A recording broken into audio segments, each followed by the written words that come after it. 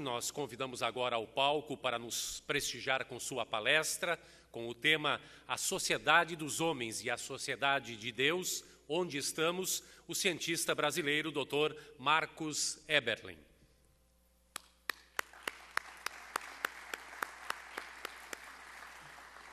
Marcus Eberlen possui doutorado em Química pela Unicamp e pós-doutorado no Laboratório Aston de Espectrometria de Massas da Universidade de Purdue dos Estados Unidos. É professor titular da Unicamp, onde fundou e coordena o Laboratório Thomson de Espectrometria de Massas, é membro da Academia Brasileira de Ciências e comendador da Ordem Nacional do Mérito Científico.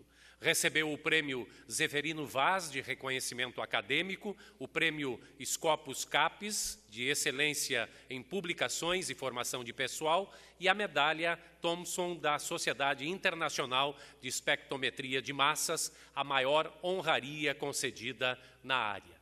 Orientou cerca de 180 mestres, doutores e pós-doutores. Já publicou cerca de 800 artigos científicos, com mais de 15 mil citações em áreas científicas diversas. Após a palestra do Dr. Marcus Eberlen, nós teremos um espaço para questionamentos. As nossas assistentes de sala estarão passando com o microfone, basta acenar a mão e elas estarão alcançando o microfone. Só solicitamos que sejam bastante objetivos nos seus questionamentos para que possamos ter um número maior de perguntas após a nossa palestra. Com a palavra, então, o Dr. Marcus Eberlen. Boa tarde a todos. É um imenso privilégio estar falando aqui para vocês sobre esse tema tão importante e tão relevante. A gente vive, né, como o arcebispo muito bem colocou aqui, uma crise profunda na nossa sociedade. A gente perdeu os nossos valores. Talvez estejamos à busca de novos valores. Mas essa busca de novos valores, né, levou a uma crise sem precedentes na nossa sociedade. E a minha tese que eu vou defender aqui é que a ciência que a gente faz hoje tem uma parcela muito grande de culpa nessa crise. Foi a percepção que a ciência nos deu, né, de quem somos, de onde viemos e para onde vamos, que tem contribuído de uma forma decisiva nessa crise. E há uma esperança. A esperança, que eu também quero relatar para vocês, é que a ciência, após 150 anos, resgata a sua boa e velha origem através da teoria do design inteligente.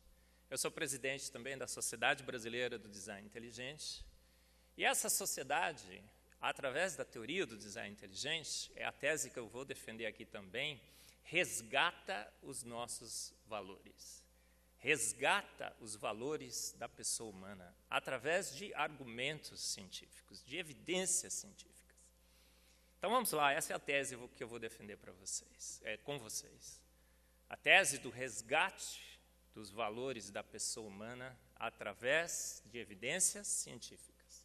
A ciência destruiu esses valores, mas hoje ela resgata esses valores, reavaliando as suas teses, reavaliando as evidências, reavaliando as conclusões que nós tiramos dessas evidências.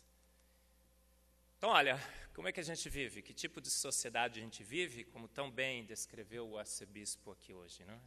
É uma sociedade em grande confusão. Porque perdemos os nossos valores.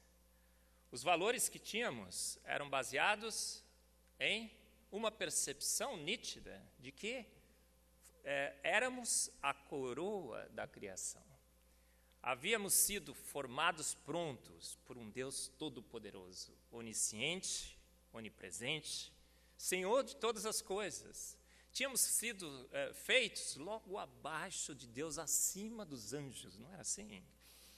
Nós tínhamos um papel muito claro, os homens tinham um papel muito claro na sociedade, as mulheres tinham um papel muito claro na sociedade, tínhamos valores estabelecidos ao longo de séculos, testados, aprovados, uma tradição judaica cristã, extremamente forte e bem consolidada. Mas a ciência vem e muda isso. Mas será que no início era assim? Absolutamente não. Os grandes pais da ciência preservavam e incentivavam esses valores. Olha, eu estou colocando uma lista aqui, não é? Os pais da ciência, os grandes cientistas, os que estabeleceram as bases das principais áreas da ciência, eram homens que respeitavam os valores judaico-cristãos. A gente está vendo alguns ali, né? Kepler, Boyle, Pascal, Thomson, Faraday, Schrödinger. Boyle, o pai da química, eu sou químico. O Boyle, ele usava os seus recursos para a confecção de bíblias e distribuía essas bíblias. Eu costumo dizer que o Boyle foi um dos primeiros gideões internacionais.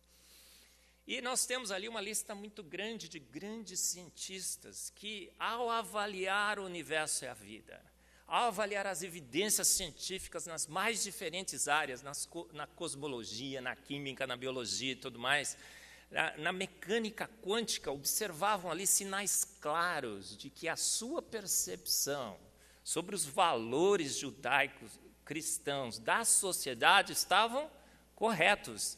Thomson, J.J. Thomson, o pai da espectrometria de massas, eu sou um espectrometrista de massas, o descobridor, quem descobriu os elétrons, ele ganhou um prêmio Nobel, o seu filho ganhou um prêmio Nobel, o seu primeiro aluno ganhou um prêmio Nobel, um homem com 3 prêmios Nobel nas suas costas. Ele publicou um artigo na Science, que ele disse o quê? A verdade que é enfatizada a cada avanço da ciência é que os nossos valores estão corretos, porque grandes são as obras do Senhor. Mas a gente sabe que a ciência mudou.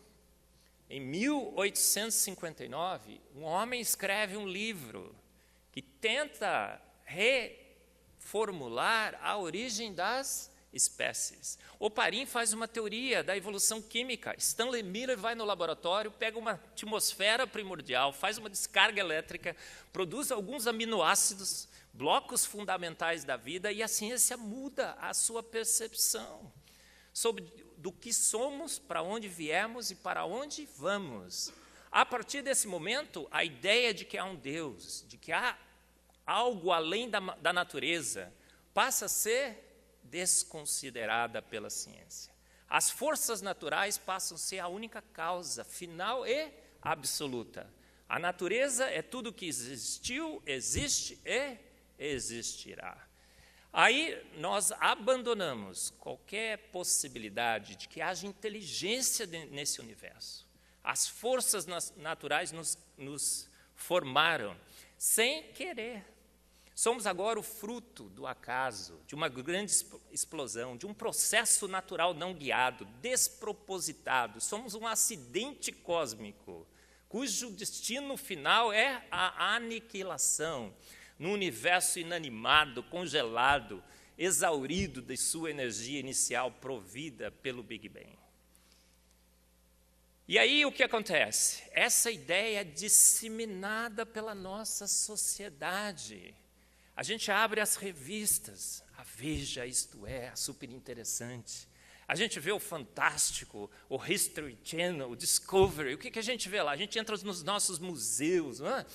De ciência, história natural. O que a gente vê lá? Somos produtos de um grande acidente cósmico. Darwin é o homem que matou Deus.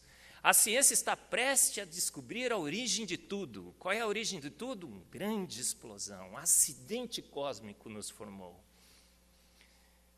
Então, a ciência naturalista se torna um consenso.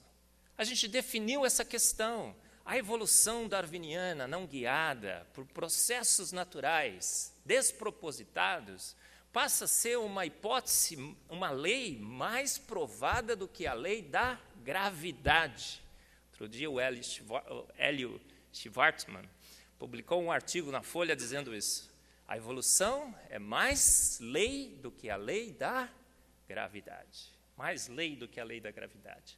E aí, qualquer pessoa que ousa desafiar o paradigma, ousa desafiar a cosmovisão naturalista, ela é tida como? Aqui a gente tem uma frase famosa, né, do Richard Dawkins. Ele diz o quê? Olha, está em inglês, mas a gente pode traduzir rapidinho, né? Hoje é pela ciência, pelo conhecimento, pelo experimento, pela biologia, pela química, pelo que a gente aprendeu através da observação da natureza, é absolutamente seguro dizer, é certo, é cristalino, seguro dizer que você encontra alguém que não acredita, não é? Que processos naturais não guiados nos formou, o que essa pessoa é? Ignorante, estúpida ou insana. Então, a crença em Deus se transformou numa ignorância, numa insanidade. Deus é um delírio, uma ilusão. E aí, eu não sei se vocês sabem, mas o Richard Dawkins, ele levantou fundos, não é? E essa propaganda circulou por Londres por algumas semanas. O que está escrito ali? Olha, provavelmente não há Deus. O que ele quis dizer com isso? A ciência matou Deus. Provavelmente, ele quis dizer as evidências. A química, a física, a biologia, a astronomia matou Deus. Provavelmente não há Deus. Então, pare de se preocupar com seus valores. Pare de se preocupar com os seus valores. Esqueça a ideia que você é a coroa da criação. Esqueça a ideia que homem é homem, mulher é mulher. Não é assim? Esqueça os valores judaico-cristãos e desfrute a vida. Então, eu costumo sempre lembrar uma música que diz assim, né? Oh, baby, we are nothing but mammals, so let's do like they do on the Discovery Channel. Conhece? Ah, querida, a gente não é nada mais do que mamíferos. A gente passou a ser nada mais do que mamíferos. A gente passou a acreditar que a gente é produto do nada. Porque o Big Bang começa com absolutamente nada. Não havia espaço, não havia matéria, não havia energia, não havia tempo. Nada, absolutamente havia. Havia apenas o nada. Aquela singularidade. E aí, de repente, o nada, para nada, por nada, resolve pegar o nada e faz o tudo. Essa é a filosofia do mundo, que destrói os nossos valores. E aí o nosso destino é o nada. Por quê? Porque a energia do universo vai se esgotar e a nosso destino final é a aniquilação total. No universo congelado, exaurido, sem energia nenhuma, com toda a movimentação atômica encerrada. Então, a filosofia do mundo é essa. Nós somos produtos do nada. Que do nada para nada, sem intenção, sem propósito, nos faz. E a gente perde, então, os nossos valores.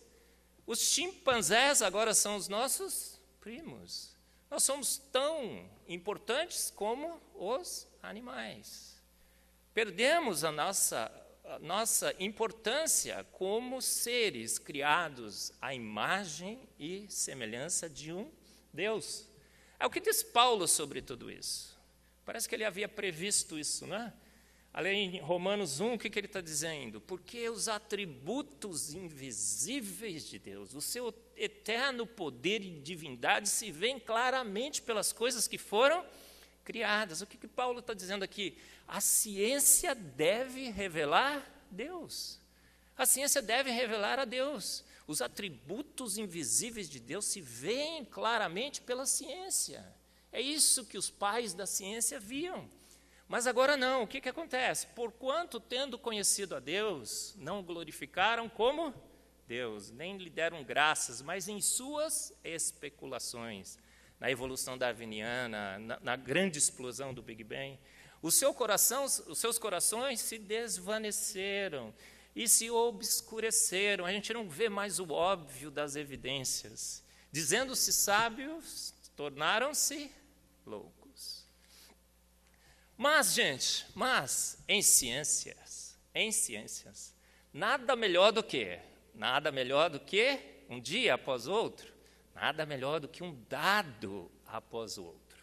Após 150 anos, em que embarcamos nesse navio naturalista, após 150 anos que abandonamos a possibilidade de que há um Deus, de que há o sobrenatural, de que há inteligência nesse universo, o que acontece? Os dados se negam a referendar o naturalismo. Os dados se negam a referendar um processo lento, gradual e sucessivo darwiniano. Por quê? Porque os atributos invisíveis desse Deus se veem claramente nas coisas que foram criadas. As assinaturas são claras demais. As evidências são claras demais. As novas descobertas na química, na física e na biologia, cada vez mais revelam sinais indesculpáveis de uma ação inteligente no universo e na vida. As assinaturas são claras demais. A gente está vendo aí, não está? E como é que ele assinou a sua obra? A assinatura é clara, numa língua universal. A obra é inteligente, é bela, é elegante. Ela tem simetria, ela tem genialidade, ela tem charme, ela tem diversidade, ela tem perfeição.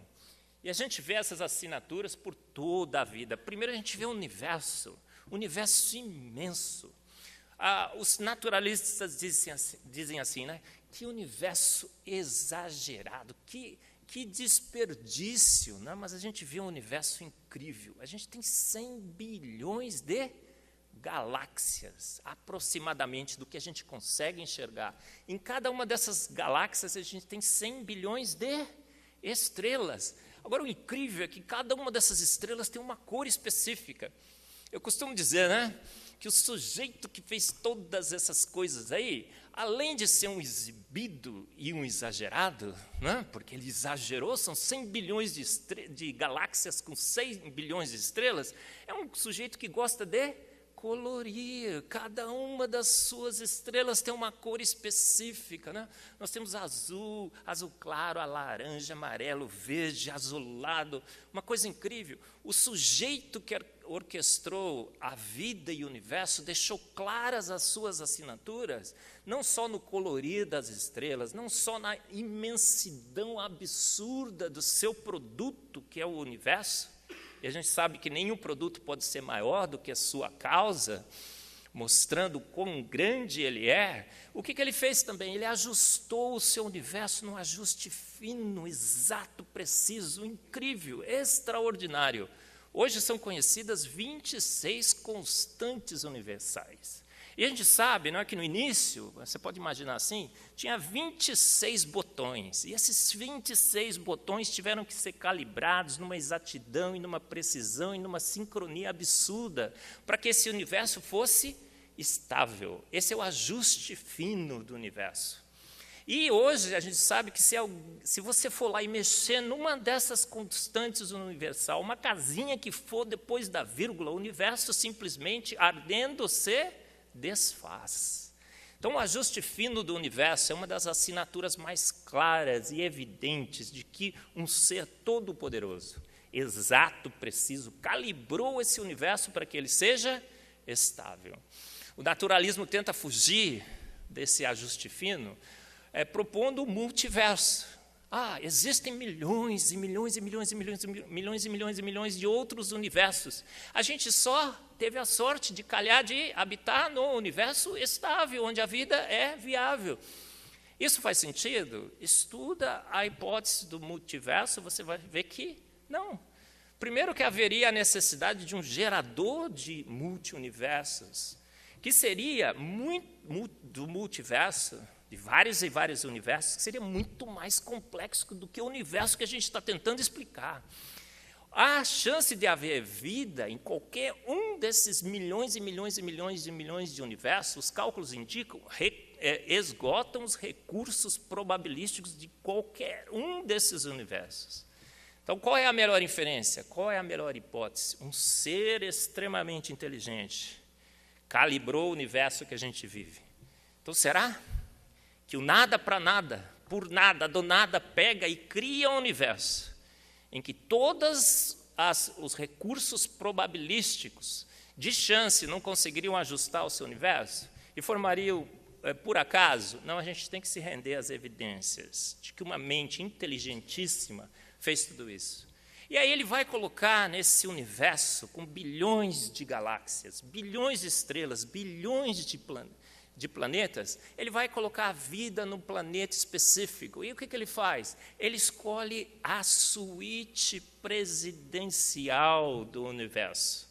Eu não sei se você já ouviu falar sobre isso, né? Mas as estimativas indicam que a Terra ocupa o melhor lugar no universo para que se tenha vida. Nós temos a posição no hotel do universo, a gente ocupa o melhor quarto, a gente ocupa a suíte presidencial do universo. A nossa galáxia é a melhor galáxia possível, ela é espiral, mas ela é planar. Então, toda aquela atividade cósmica, a radiação que vem do núcleo, ela é filtrada pelos planetas que estão no mesmo plano. A gente está entre os braços da galáxia. Se você estivesse mais próximo de um ou de outro braço, esses braços têm uma intensa atividade cósmica. Então, o abraço desses braços seria mortal, mas a gente habita numa região calma, serena, tranquila, na suíte presidencial desse universo. E a gente habita numa região da galáxia que não tem poluição visual. A nossa atmosfera é transparente. Então, qualquer outro ponto que se movimenta pela galáxia, você vê que isso seria prejudicado, mas a gente vive na suíte presidencial do universo porque a gente tem o melhor ponto de observação do universo. Então, quando a gente vai para o interior, né? No interiorzão, né? Eu costumo dizer que eu sou de Campinas, né? Em Campinas a gente não é nem capital, nem interior, né? A gente fala assim, ó, vamos para o interior. Quando você vai para o interior, o que acontece? Você apaga as luzes de noite, você olha para o céu e uau! Tem toda aquela visão incrível, extraordinária do universo e todas as suas estrelas. Por quê? Porque a gente está posicionado na melhor galáxia, na melhor posição, na suíte presidencial do universo. A gente tem um planeta Terra que está do lado da estrela certa.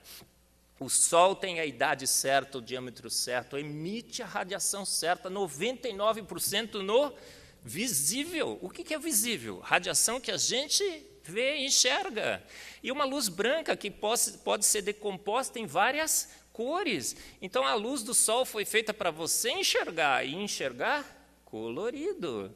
E aí os planetas todos, né, estão alinhados, mas a Terra está na posição certa, na distância certa. Se você aproxima mais do Sol, a temperatura aumenta. Se você distancia, a temperatura do universo é 2,7 Kelvin, a gente estaria congelado. E aí eu lembro que eu falei que o sujeito que fez tudo isso gosta de colorir, todos os planetas também são coloridos. Olha lá as cores diferentes, não é? Incrível. E aí a gente tem um planeta que gira 24 horas. E essa rotação é estabilizada pela Lua. Eu sempre brinco, né? Sei quem assistiu aqui, o Malvado, meu malvado favorito. No Malvado favorito, o malvado lá, ele rouba a Lua, né? E não acontece nada. Gente, isso não é possível, não? Porque se você roubasse a Lua, o que aconteceria? A Terra sairia girando como um peão, maluco, descontrolado. Mas a Lua é o pêndulo de estabilização da rotação da Terra. E a gente roda 24 horas. Por que 24 horas? Porque é a rotação perfeita. É o tempo certo de você expor para o quente e para o frio, quente e frio. E a temperatura média do nosso planeta é de 19 graus Celsius. Tem planetas que rodam muito mais lento no sistema solar do que a Terra. Durante o dia chega a temperaturas de 400, 500 Celsius. E durante a noite é congelante, menos 100, menos 50. Então a gente tem o planeta certo, na posição certa, na estrela certa, na rotação certa e tudo mais. E aí o Sol é a estrela certa, emite a radiação certa, a temperatura certa, mas ela tem, essa estrela, de vez em quando, sofre algumas tempestades solares. E essa tempestade solar emite o vento solar. O vento solar é próton, elétron e mais radiação. Se esse vento solar atingisse a Terra, a vida estaria aniquilada, completamente extinta. Mas aí, esse planeta, não é? que Carl Sagan um dia disse que era um planeta azul, pálido, insignificante, perdido na imensidão do universo, estabelecendo com isso o princípio da mediocridade dos seres humanos, achando que a nossa galáxia estaria inundada de outras civilizações. O programa 7 foi baseado nessa percepção. E ele disse que é um planeta insignificante, mas a gente vai nesse centro desse planeta insignificante, o que a gente acha? Uma liga de ferro e níquel, liga metálica, né? Química. E aí você aumenta a pressão e a temperatura dessa liga metálica, o que acontece? Ela funde, ela fica fluida. Você aumenta ainda mais, ela solidifica de novo. Então, nós temos no centro do nosso planeta uma esfera de ferro e níquel que gira lubrificada por ferro e níquel líquido. Um ajuste incrível, espetacular de propriedades físico-químicas de ligas metálicas. Para quê? Para criar o campo magnético da Terra. E esse campo magnético faz o quê? Nos protege do vento solar. Valores. Há algo muito precioso nesse planeta que precisa ser preservado. E aí, eu costumo dizer, né, que esse sujeito que fez todas essas coisas é um exibido e um exagerado. Porque depois de fazer tudo isso, ele fala assim, agora eu vou dar o meu show. E aí, quando o vento solar passa pelos polos, o que acontece?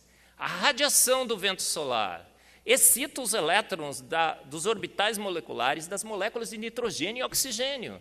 E as energias desses orbitais foram finamente calibradas para que, quando o elétron voltasse para o seu estado eletrônico original, emitisse radiação no visível, no colorido, para que você enxergue. É o maior espetáculo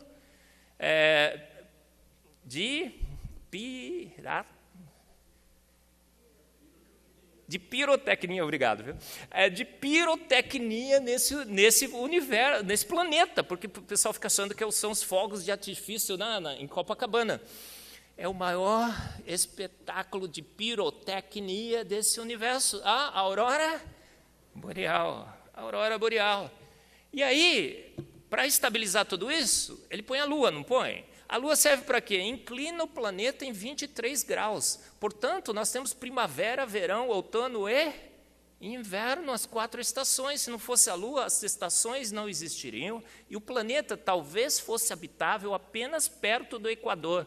As estações permitem que o planeta todo seja habitável. A Lua cria as marés, as correntes marítimas, movimenta a água. Água parada, estagnada, não teria vida. Mas a Lua movimenta tudo isso, não é? E aí, o que acontece? Depois de fazer tudo isso, depois de criar um astro incrível, que o naturalismo não tem explicações, colocar a Lua do tamanho certo, na distância certa, que inclina o planeta certo, que estabiliza a sua rotação em 24 horas, depois de fazer todos esses ajustes finíssimos, o que ele faz? Eu vou dar o meu show. Então, não sei se você sabe, mas há uma relação de 400 por 400 perfeita entre a Lua e o Sol e a sua distância. E quando a Lua fica na frente do Sol, ela encobre o Sol 100%. Não é 99%, não é 101%, é 100%. Para o observador terrestre, a Lua cheia e o Sol têm o mesmo diâmetro.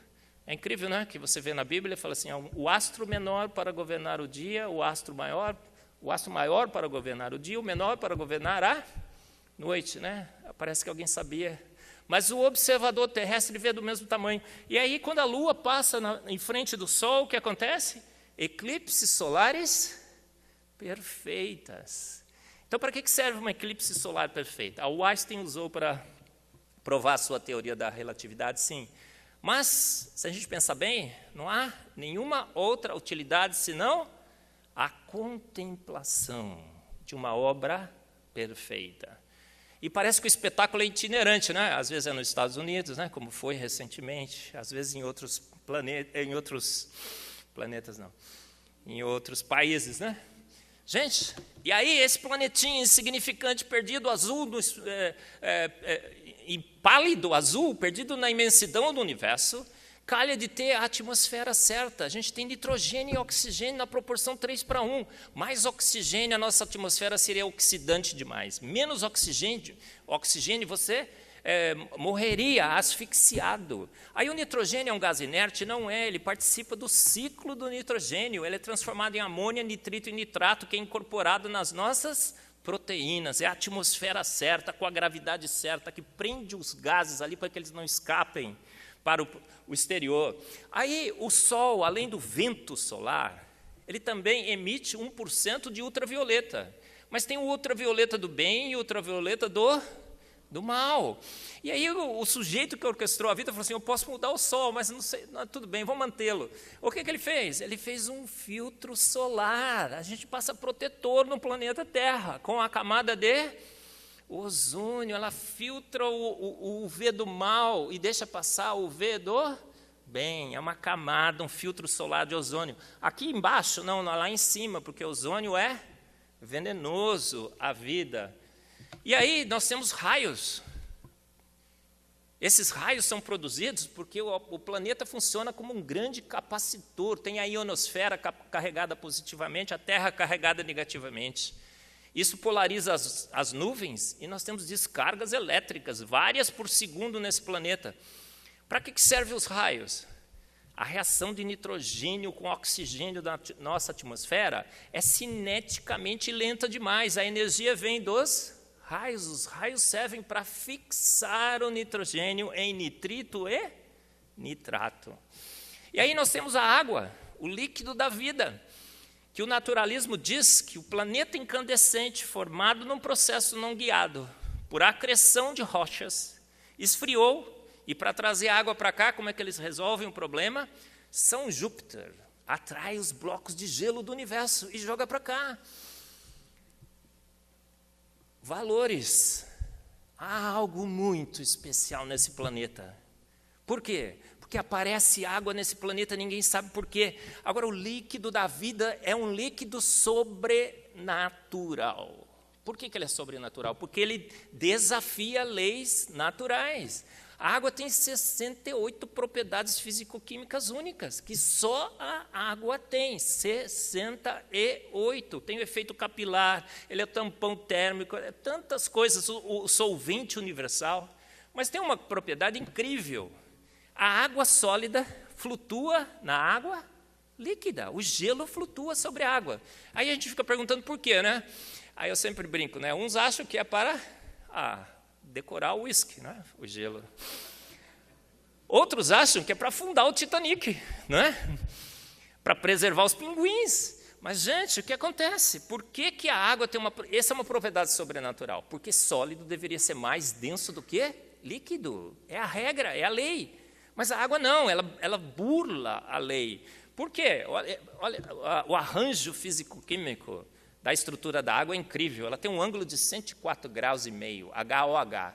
Ela forma 2 ligações de hidrogênio em média por molécula. Por quê? Porque os pares de elétrons em orbitais não ligantes se repelem mais do que pares de elétrons em orbitais ligantes. Entendeu? Não. E aí você forma 2 ligações de hidrogênio em média por molécula de água. Só a água que faz isso. Você vai no diagrama de propriedades físico-químicas, as propriedades estão diminuindo e, de repente, pum, pula lá em cima. A água é sobrenatural, é incrível. E aí, para que isso acontece, gente? Nos países frios, a temperatura vai diminuindo, 4 graus Celsius é o máximo de densidade, a água vai para o fundo, forma o gelo na superfície do lago. O gelo é isolante térmico, ele forma uma camada forma uma garrafa térmica. A garrafa térmica.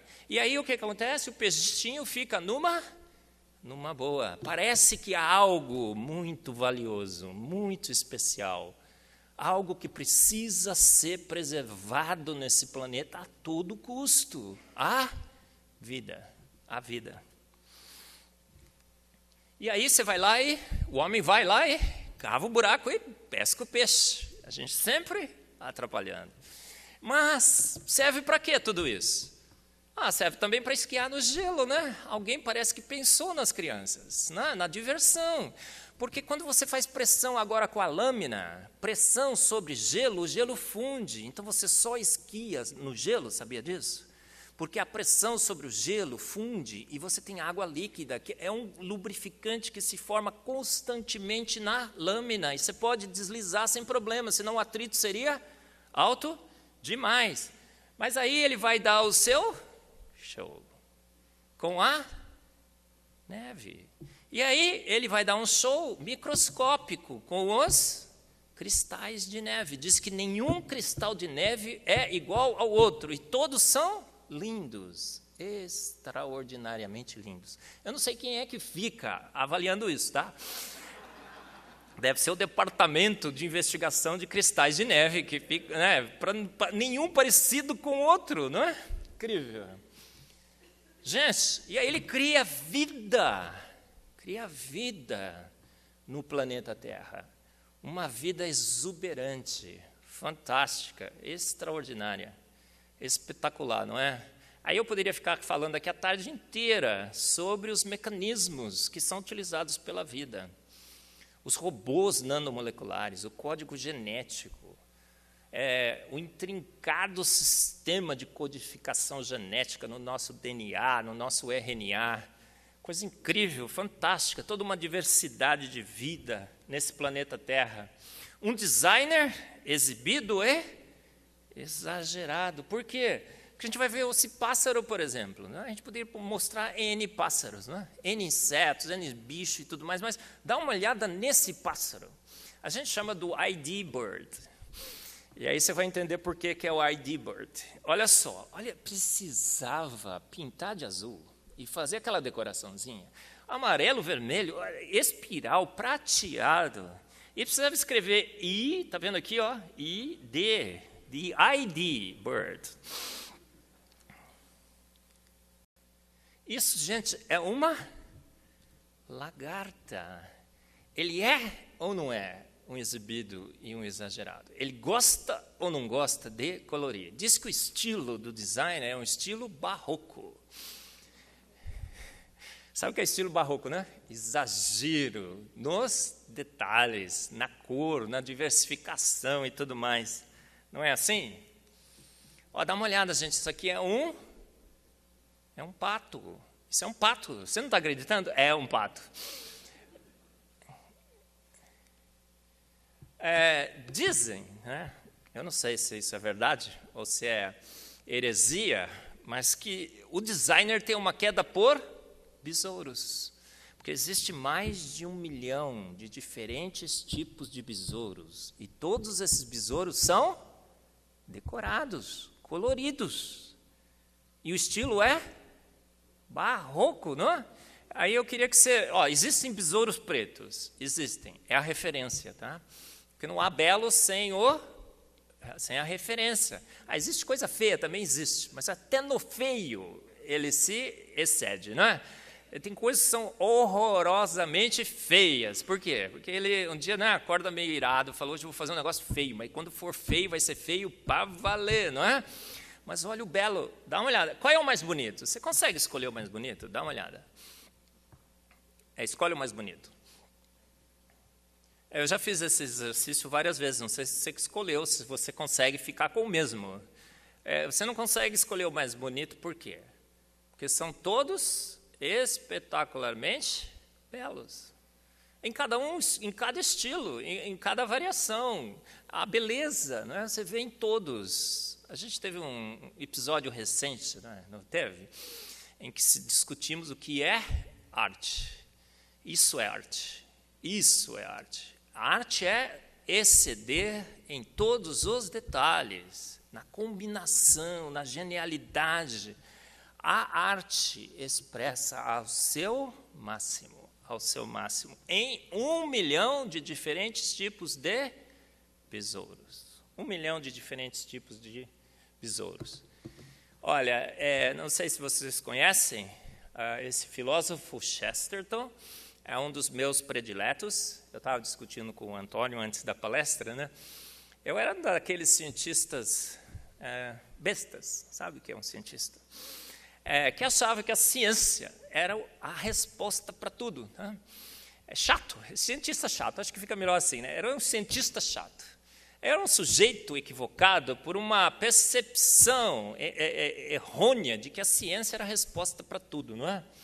Não, a ciência provê o quê? Dados brutos. É a boa filosofia, a boa teologia que vão fazer sentido a esses dados. Aí eu passei a estudar filosofia e teologia como até mais do que ciências. Por quê? Porque na ciência, é na filosofia e na teologia que a gente entende o que a gente está fazendo. E aí eu passei a admirar o Chesterton, porque ele disse um dia o seguinte: quem não crê em Deus, faz o quê?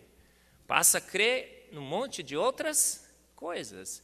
E o Pondé, como está vendo aí, o Pondé participa dos nossos congressos, vou falar sobre o design inteligente para vocês. Ele, parafraseando o que o Chesterton disse, ele disse o seguinte: quem não crê em Deus, crê num monte de bobagens. Então, nós temos uma sociedade hoje crendo num monte de bobagens. Eu não tenho dúvida sobre isso. Não sei se você discorda comigo, mas a gente vai debater. Mas a gente tem uma sociedade que crê num monte de bobagens, crê no homem, crê na ciência, crê numa grande explosão, que do nada pega o nada e faz o tudo. Crê em processos naturais não guiados, crê em multiversos, em milhões e milhões de outros universos, que a gente calhou, por sorte, de estar no sortudo. Crê num processo lento, gradual e sucessivo, que pega uma sopa primordial, ácida, escaldante, pega reações químicas não favorecidas termodinamicamente, pega uma química inviável e tenta transformar aquela sopa em gente. A gente crê em coisas que estão removendo os nossos valores. A gente crê que os chimpas são os nossos manos. E a gente se vê como puros animais. Não é assim que a gente tem essa sociedade? Mas a gente tem que seguir, gente, em relação à ciência, esqueça a filosofia dos eruditos desse século. Se você quer se basear na ciência, siga os grandes cientistas, como Isaac Newton. O que ele disse? Esse sistema solar incrível, maravilhoso, esse universo com 100 bilhões de galáxias, cada um com 100 bilhões de estrelas, com bilhões e bilhões de planetas, esse sistema solar colorido, todo protegido, é uma terra especial que ocupa a suíte presidencial do universo. Só pode ser o quê? Só pode ser o quê? Para Newton, Isaac Newton, proceder do conselho e do domínio de um ser todo-poderoso, Olha, siga o pai da espectrometria de massas, J.J. Thomson, 3 prêmios Nobel. O que ele disse? Dado após dado, espectro após espectro, a verdade que é enfatizada a cada avanço da ciência é que grandes são as obras do Senhor. Grandes são as obras do Senhor. Há uma grande confusão, não há? A gente perdeu os nossos valores, não perdeu? A ciência contribuiu para isso, não contribuiu? Mas há solução, há esperança de que a nossa sociedade continue sustentada por valores corretamente referendados pela ciência. Por quê? Porque fomos feitos, homens e mulheres, à imagem e semelhança de um grande Deus. Somos a coroa da sua criação, nunca se esqueça disso. Nunca te deixe convencer que você é menos do que isso. Fomos feitos abaixo de Deus, mas acima dos anjos. E habitamos a suíte presidencial do universo, alguém cuidou de nós. Então, ele não reservou o melhor quarto, ele não reservou o quarto 5, ele reservou para nós a suíte presidencial do universo. Um planeta absolutamente incrível e belo, finamente ajustado, um presente, a Terra, para o que crê em Deus e se rende às suas evidências, é um presente incrível, é uma joia rara, raríssima, recheado de vida, obras de arte em estilo barroco de um Deus exibido e exagerado. Olha, eu sou presidente da Sociedade Brasileira do Design Inteligente. O que é o design inteligente? É a teoria científica que nos mostra hoje que, se deixarmos os nossos preconceitos naturalistas de lado, se exercermos a boa ciência, que coloca as duas causas sobre a mesa, forças naturais ou ação de uma mente inteligente, é a ciência que mostra o quê? Os dados hoje estão de goleada, apontando para uma mente inteligente, como a ação primeira, a causa primeira do universo e da vida. Se você gostou dessa possibilidade, se você gostou das implicações filosóficas e teológicas que essa teoria traz, se você quer ser mais um maluco, beleza, né? A gente se auto-intitula assim, né? Vai controlando a nossa maluquez misturada com a nossa lucidez, né? Se una a nós, olha, www.tdibrasil.com, tem lá o formulário de afiliação, tá bom? Concluindo, o que é que falta? O que salvaria a nossa sociedade? Deus, a sociedade precisa resgatar essa hipótese. A sociedade precisa de valores. A sociedade precisa reconhecer que o planeta é único, espetacular, fantástico, na suíte presidencial do universo. A vida é única, fantástica. Então, o cristão, ele preserva por quê? É o egoísmo? Eu vou preservar porque senão Não, você preserva porque você sabe que aquilo foi um presente que você ganhou de um grande Deus. Um Deus que te fez de uma forma espetacular, a coroa da sua criação, e que te colocou na suíte presidencial do universo. É por isso que a gente preserva, não é?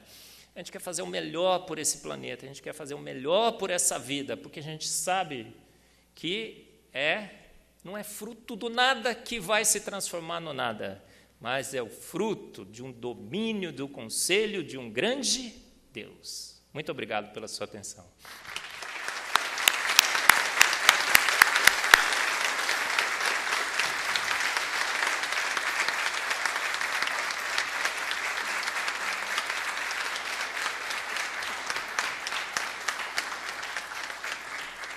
Nós temos agora, então, um espaço aberto para questionamentos. Nós temos as meninas circulando. Basta levantar a mão e ela estará alcançando o microfone. Lembramos mais uma vez, por favor, sejam objetivos nos seus questionamentos.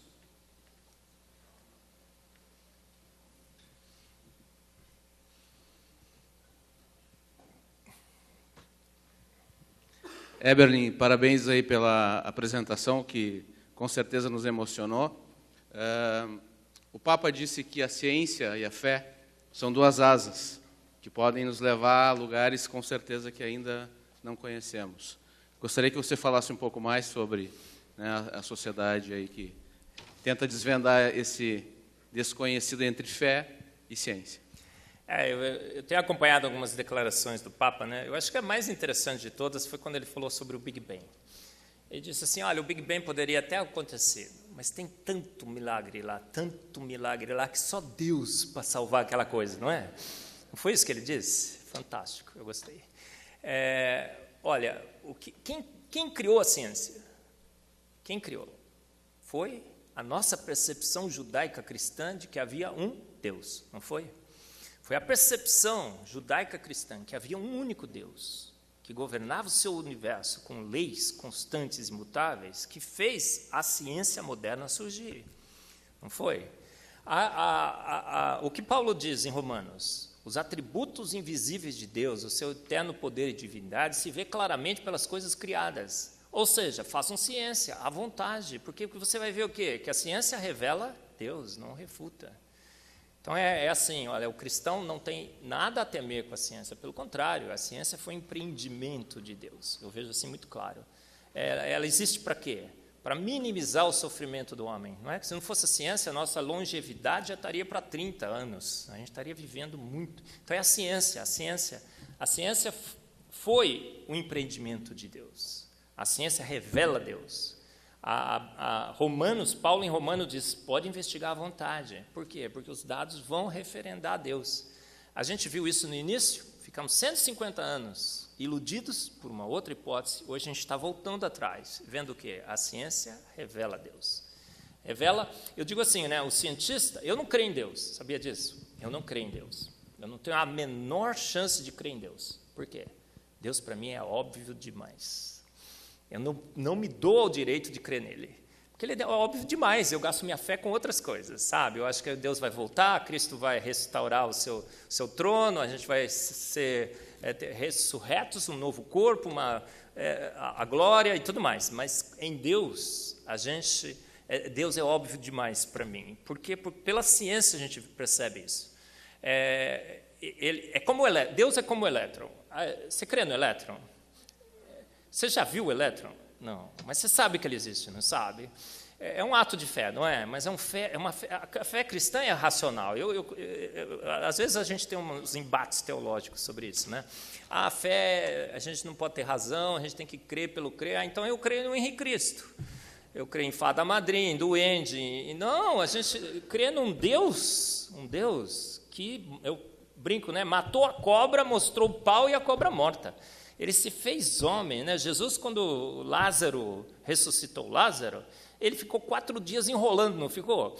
Falava, vamos, Jesus. Ele, calma, porque ressuscitar morto fresquinho até médico faz.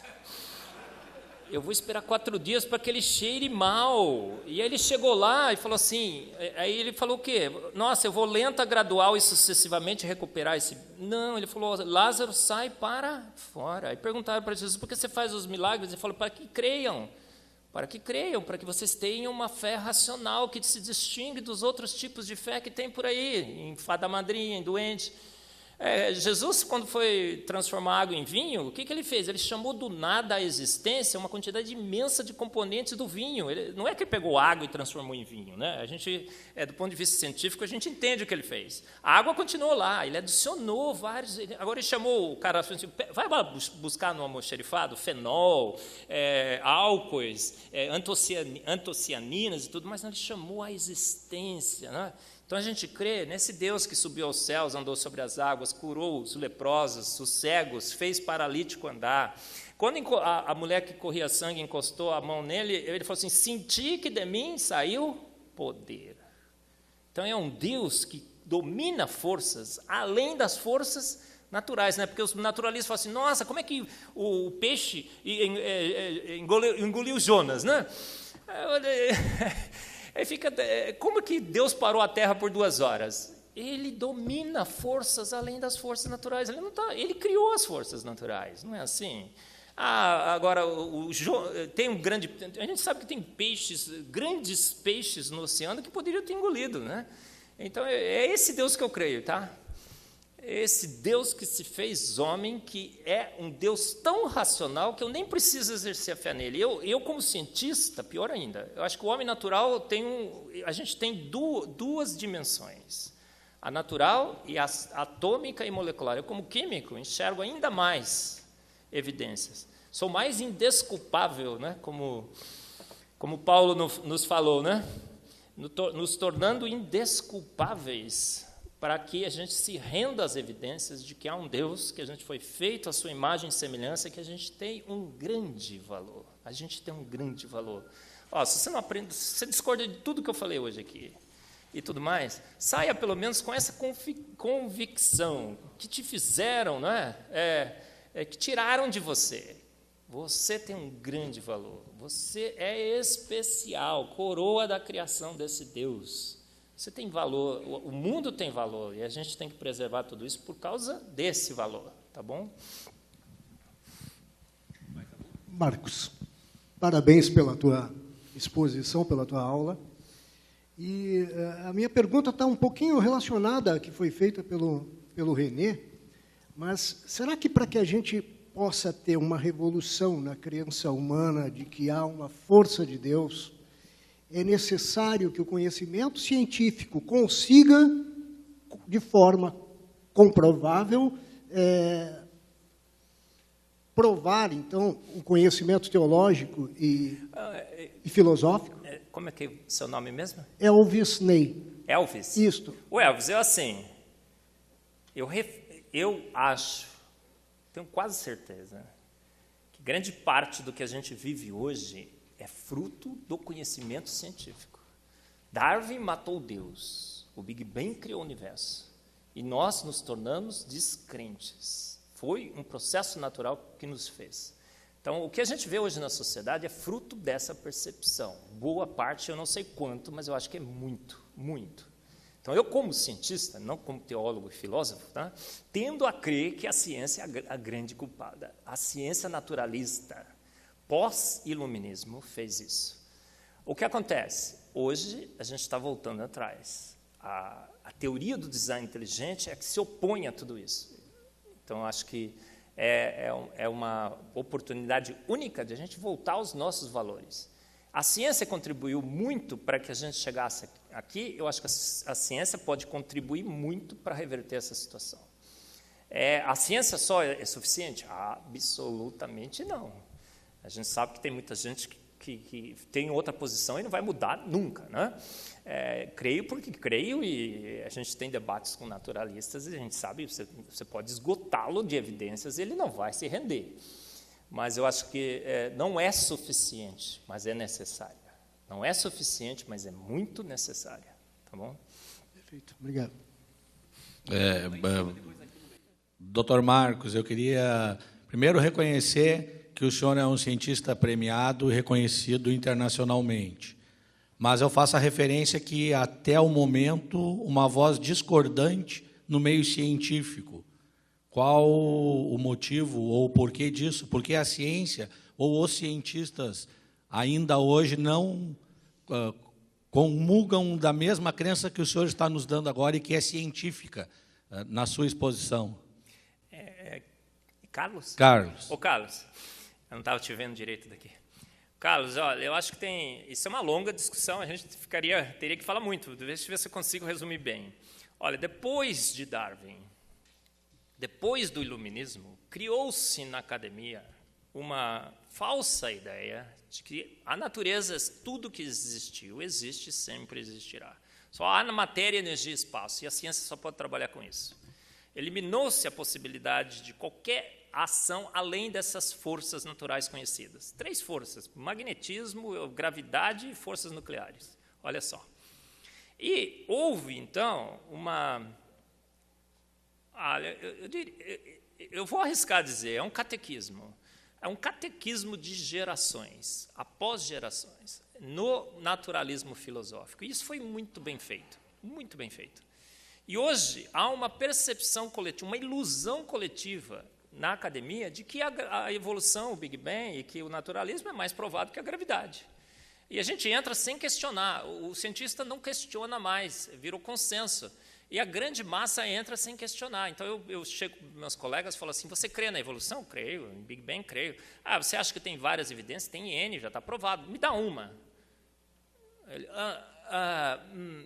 Tem vídeos que passam, né, umas entrevistas que eles fazem. Me dá uma.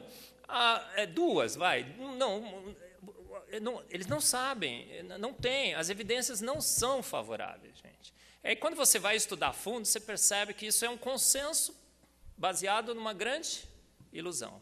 E aí você entra, você tem que se filiar ao clube, você tem que... É um grupo, né, como os jovens, né, você tem que estar no meio ali, tem que falar a mesma língua. Então, parece que cientista tem que ser ateu naturalista. Agora, a maioria é ateu naturalista? Não é. Não é. Eu vejo os meus colegas, quando eu vou conversar, no fundinho, ele fala, não, Marcos, eu creio em Deus, sabe? Eu só não falo, porque aqui também, né, não pega bem, entendeu? Gente, e quando você confronta com as teorias do design inteligente, fala, cara, mas faz razão, olha, né? Então, é uma ilusão coletiva. Eu não tenho medo nenhum de falar isso. Vou ser queimado na fogueira, não tem problema. Mas é uma ilusão coletiva de que a evolução é mais provada que a gravidade, que os processos naturais não guiados nos formaram, e que isso é um consenso na academia, um consenso ilusório, formado, e você só não se opõe, porque se você opõe, vira como eu, né? Pseudocientista, os meus 900 artigos não valem, os prêmios que eu ganhei, talvez eu tenha, não sei, feito o quê, entendeu? É uma coisa muito estranha, muito muito estranha. Mas, felizmente, isso está mudando, viu, Carlos? A gente tem a sociedade brasileira, tem 1.500 membros, o design inteligente cresce no mundo inteiro, o design inteligente é cada vez mais reconhecido pelo Brasil, pelo mundo. A gente teve um programa na Record, não sei se vocês assistiram, um domingo espetacular, 25 milhões de pessoas conheceram o design inteligente. A juventude está adotando o design inteligente. E a gente acha que novas gerações de acadêmicos mudarão a percepção da academia. Tá bom? Professor, Oi. Provavelmente, para mim, eu nunca vi uma exposição tão convincente em termos da existência de Deus. Obrigado. Ao ponto da sua afirmação de que eu não creio mais em Deus, ele é tão evidente que eu não preciso crer. Mas o argumento de quem nega a existência de Deus, como nós, cristãos, o definimos como bondade infinita, o argumento mais forte que se contrapõe a isso, que todos aqui já devem ter ouvido falar 1 milhão de vezes, é de que uma bondade infinita não haveria de permitir a grande tragédia do ser humano, que é hoje. Não vou entrar em detalhes, porque, por mais descabrosos que nós imaginemos, são ainda piores. Esse aspecto, como é que a gente pode abordar por descrito? Sem dúvida, né? Por isso que todo bom debate é um bom debate. O que é chato é consenso, né? Eu digo que consenso não é coisa de cientista, é coisa de político. Cientista, teólogo, filósofo, senta e debate teses. A existência do mal é, sem dúvida, um dos grandes aspectos teológicos que tem sido debatido por gerações e gerações. A gente não entende. Mas é assim, ninguém explica Deus. A gente quantifica, a gente percebe como Ele é, mas explicar, ninguém explica Deus. Tem uma música fantástica, não sei se vocês conhecem, eu não vou lembrar do cantor agora, mas ele diz assim, do crente ao ateu, ninguém explica Deus. É muito difícil a gente explicar Deus e explicar a todas as suas características, por isso que a teologia é uma área tão rica. O mal tem várias explicações, como a gente sabe. Agora, não é porque o que a gente costuma dizer no design inteligente? Pensa bem, você comprou um carro, fantástico carro e tal. Aí você vai lá e vê que você acha que ele não engata muito bem as marchas. Você acha, pode ser que seja uma percepção nossa equivocada, né? Você vai lá e reclama do defeito, mas não vai negar que aquilo lá foi feito por uma mente inteligente, vai. Então, o mal, ele não refuta a tese de Deus. Você, com o mal, questiona os atributos desse Deus, mas não a sua existência. Então, a tese do mal é uma tese que se usa para refutar Deus, mas que não poderia, do ponto de vista teológico, você não pode refutar Deus com o mal. A única coisa que você pode fazer é discutir os seus atributos e você achar que ele não deveria ser do jeito que ele é. Esse é um grande problema do homem, né? A gente acha que Deus deve ser do jeito que a gente o visualiza. O Darwin teve esse problema. Ele era cristão, ele ia na igreja até que a sua filha de 12 anos ficou doente. E o que aconteceu? Contam que ele tentou negociar com Deus a publicação do livro. Se ela não morrer, eu não publico o livro. Tem uma grande palestra do John Lennox que fala isso. Não é minha tese, é a tese dele. Historiadores têm investigado e parece que corresponde à realidade. A filha morreu e ele abandonou Deus. Por quê? Porque Deus não foi do jeito que ele acharia que... não agiu do jeito que ele acharia que Deus deveria ser. Então, a existência, resumindo, a existência do mal é uma questão teológica difícil? Tem várias interpretações que eu leio e algumas eu discordo. Você, com ela, refuta Deus? Não. Você discute os seus atributos, simplesmente. Infelizmente, em função do tempo, nós somos obrigados a encerrar esta excelente participação e agradecemos ao Dr. Marcos Eberlen por sua participação no nosso fórum.